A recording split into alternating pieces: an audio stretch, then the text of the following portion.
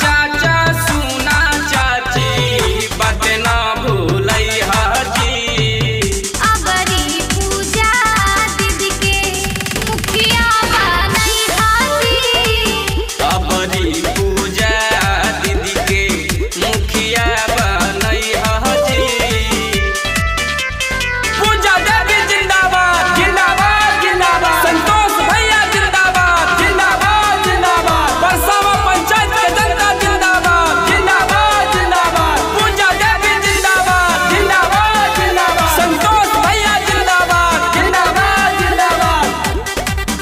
हौवे संतोष भैया ले कहीं ना सलामा। परसमा पंचायत में करी है विकास बहला तमामा। ए चाचा और संतोष भैया ने कहीं ना सनावा। परसवा पंचायत में करी है विकास वाला कमावा। दुख सुख में करा हथिन सबके भलैया जी। दुख सुख में करा हथिन सबके भलैया जी। अबरी पूजा दीदी के मुखिया बनई हाजी। अपन संतोष भैया के बात ना भूलई हाजी।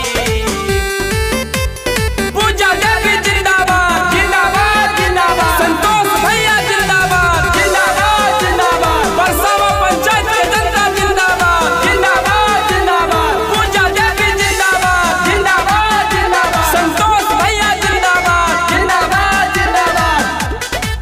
शिक्षित समाज सेवी औरी महिला उम्मीदवार बा।